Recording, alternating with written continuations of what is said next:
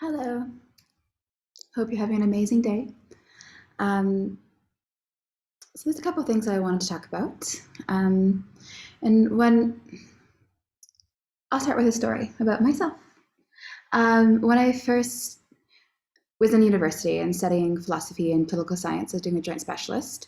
In poli sci, I was really focused on international development. I was really interested in like international affairs and, what does it mean to be a developing nation? How do you help those people? What do you do? How to like what happens in the like, all the politics that happen between. I wanted to work for the UN basically, or wanted to work for an NGO or something along those lines. Since I was a little kid, and I think it um, actually, this is a small story that has nothing to do with anything that I wanted to talk about, but I'm going to tell the story anyways. I remember I was a little girl in church. I was like 4 or 5 years old, and like the African Children's Choir came to sing in our church. And I got to see all of these kids like singing and drumming and dancing. And I remember being like 4 or 5 years old, being like, wow, so mesmerized.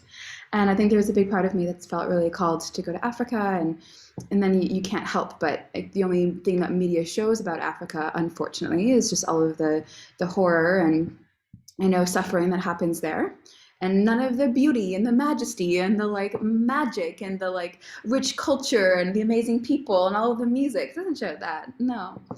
Anyways, so when I was a naive, 20-something-year-old in university and studying international development, there's a part of me that wanted to go to Africa to like help them with a complete and utter white savior complex to the maximum. I didn't know better, but I learned.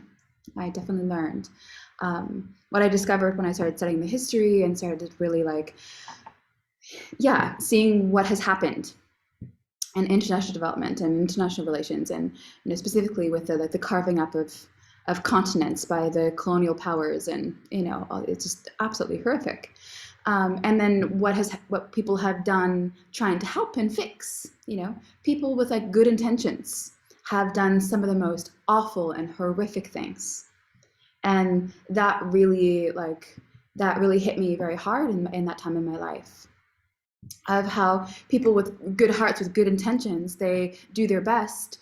They try to find some way to help people who are suffering or seemingly suffering, and instead of actually doing any good, you end up making a catastrophe, an absolute catastrophe. And there's a lot of like hand washing that happens, where it's just like, oh, well, I had good intentions. I'm just going to wash my hands and walk away from that. My intentions were good, so I should be excused from any of the like, the fallout of what happens. And I think I could do an entire other video of how wrong it is, of how you are still accountable for the, what you're like, the effects of your actions, and how you, yeah, regardless of how good of a heart you have, or how good of intentions that you have. But anyways, coming back, the reason why I'm telling the story is that sometimes really good people with really good hearts, out of ignorance, out of naivete, out of like, just not knowing the ins and outs of like the situation, they end up actually causing more harm than good. That's just true. And for a long time, it froze me, of like, how do I know when me doing something is actually causing good and not causing harm? And yeah, that's, again, I could probably do an entire other video around just that. um, and conversely, I'm gonna like nerd out a little bit, but like, there's a lot of people who we normally dismiss as the bad guy. A lot of people, like people that we would like, Gollum from Lord of the Rings. He's kind of like the unsung hero. He's the hero in disguise of the entire trilogy. And without Gollum, this guy who almost every other character in Lord of the Rings would dismiss him as weird and creepy and kind of dark, and probably like, and he did a lot of dark stuff. Like, he made Frodo's life, challenging at times. But if it weren't for him, the ring would have never been tossed into the volcano, and the Dark Lord would have won. If you've never seen the Lord of the Rings, I suggest you watch them. They're very good. But Gollum, like this person who would be dismissed as this like evil dark guy ends up being the hero and saves the day, that without him, like darkness would have reigned. So using these two examples of like my own, journey in studying politics and, Lord of the Rings, that sometimes good people do bad things unknowingly, even with the best of intentions. And sometimes, like, the person who saves the day is someone that we would normally dismiss as like the bad guy. And the message of these two things is that we don't actually know who is on what side. We don't actually know. And we can look at the times that we're in right now and be like, want to say, oh, this politician's a good guy, this politician's a bad guy, this famous person's good, this famous person's bad. You believe this, or you stand on this line of this, you stand on this side of the line that I've drawn in the sand, and you stand on that side, and I stand on this side, and you are bad and I am good, and all of this, creating all this like division. But truthfully, like we don't know, we don't know who and what is actually doing. Like, how do we help? What do we do? So first, I'm gonna say, I'm pretty sure that if you're watching this video, you have an amazing heart. I'm pretty sure if you're watching this video, you really want to help. Like, you really want to be a good person. I think you probably are a good person. And it's a matter of recognizing that you can be a good person and you get it wrong sometimes, and like having compassion for yourself.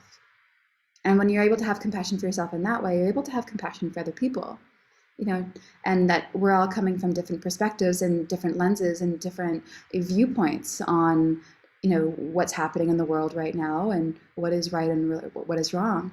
But I bet you every single person that you talk to, even if you don't agree with them, they're good. They are good people at the heart of it. And I suggest that you try to find places or ways that we can find connection with one another rather than division, first and foremost. And then second, of like, well, instead of going into that freeze response of like, I don't know if actually taking action, or like this thing I think is a good thing, but do I know, is it going to cause harm? Like, even asking that is like gold. Even asking that is gold. Learning about the thing that you're trying to do, being in a state of reflection and self-awareness and learning about the people that you want to like help. Key, absolutely key. So that's a start.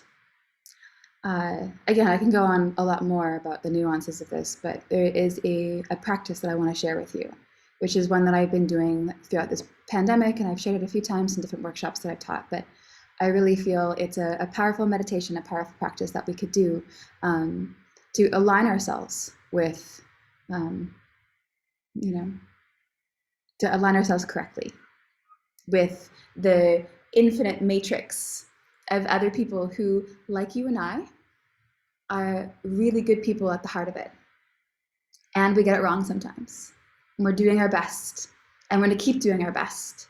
And, we're going to keep doing our best. And when we get it wrong, we're going to take accountability. Favorite word. This is one of my favorite words. Okay, actually, sorry, I'm just going to geek out about favorite words because I love language. I love like languages. I love language. I love like the spoken word, the written word, and there's certain words that I just love. And accountability is one of them. It's a great word. It's such a good word. Accountability, like anchor that. Be accountable. Oh, it doesn't matter how good of a person you are. Like, if your actions cause harm, if other people are hurt by it, like, you can take accountability. It doesn't mean that you're a bad person. It doesn't mean that you have to whip yourself till like you're bruised and bloodied. No, you have compassion for yourself because, we all make mistakes. We can hold each other accountable and have compassion for one another. Okay, other favorite words are discernment. Oh, isn't that such a good word? Oh, it's so juicy. There's like just so much there. Discernment. Actually, I'll just leave you with those two. If you can start to incorporate those two things into your life, accountability and discernment. Ooh. Homework for you. Okay, so meditative practice. Let's do it, yeah? Okay, so find yourself in a nice comfortable seat. Mm-hmm. Mm-hmm. And my meditation teacher always taught me that actually the most important part of how you sit, like what you do with your arms and your legs, whether you're sitting in a chair on a cushion, whether your legs are folded like a pretzel or just sitting comfortably, none of that matters. Actually, the most important thing is your jaw in terms of the physicality. So first, just relaxing the jaw, the strongest muscle in the body, or strongest joint in the body.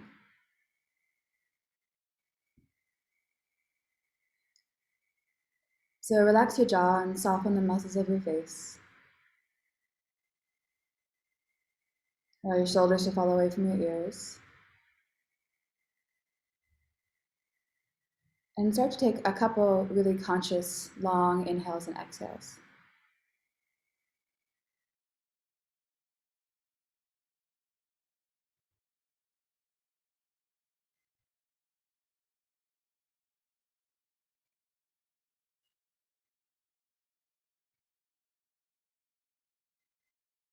And just feeling your body, noticing, allowing the mind to jump around if it needs to, but trying to locate a place of stillness just for another few moments of allowing yourself to land before we continue on with the practice.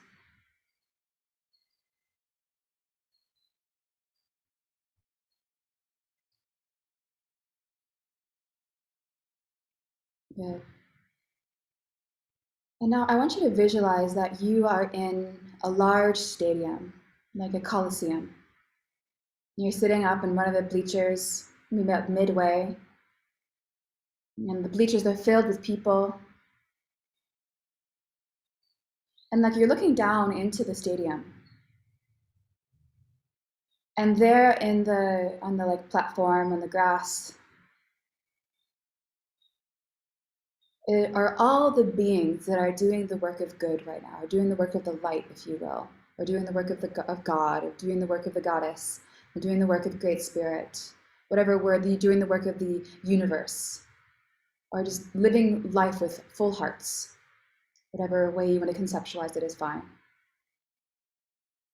So visualizing yourself that you're in this coliseum, you're in this like stadium, and you're looking down at the arena, and there are all the beings, entities, frequencies, energies, aspects of reality that are doing the work of the light.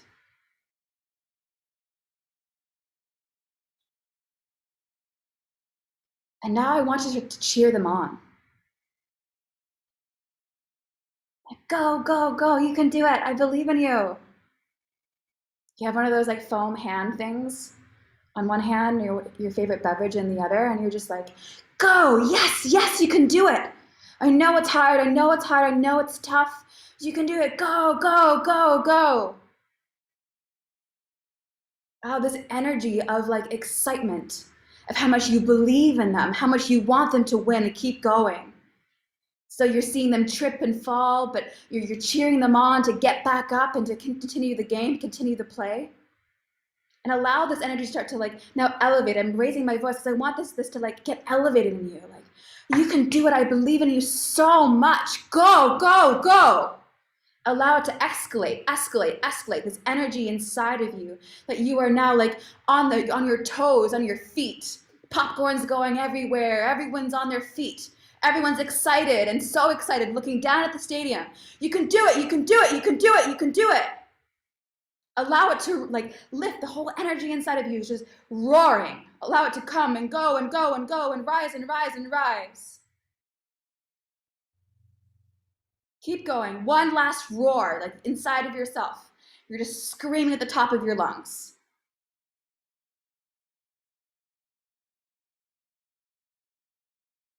And then you allow it all to settle.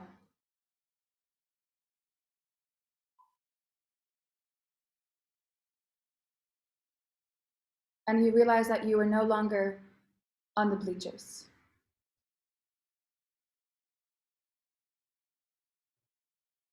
That actually you are one of the beings of light in the arena.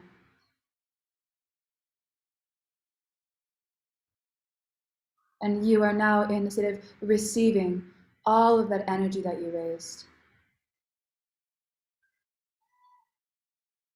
And you're looking around you and you're seeing all of these little like beings, people, Maybe you see faces and people that you know. Maybe it's just energy. Maybe it's a light. Maybe it's a color. Maybe it's just aspects of beingness. And then from your heart to all of these hearts, there's like little threads of light, like continuous unfolding of sacred geometry in all directions. And just as you are receiving the energy of this practice, that you are now blasting it out and feeling the interconnectivity.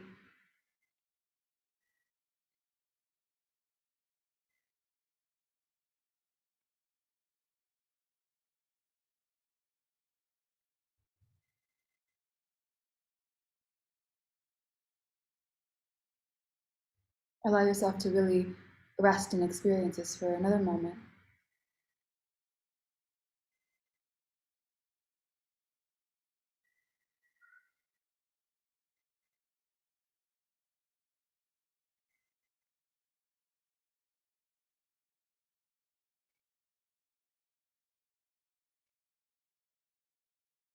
Now, the last little bit of this practice is just bring your awareness to that center point in your heart.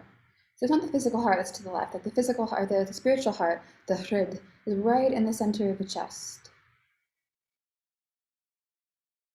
And just bring your awareness there. And from this like really energized place, like now you're filled with light, you're filled with energy, you're filled with like vitality. I want you to start to blast out. May all beings be free. May all beings experience the light and the energy and the vitality of this practice. May all beings in all times and spaces receive the benefit of this work. May all beings be free from suffering and pain. May all beings wake up to the truth of their essence nature. May they know themselves. May all beings wake up to truth. May all beings' hearts open into compassion and unity and harmony. Just take one last little moment here of you blasting out any prayer that you have.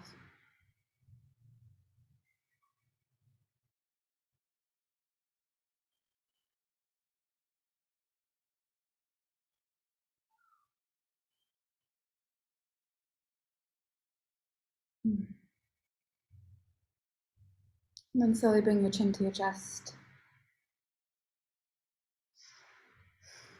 And slowly open up your eyes.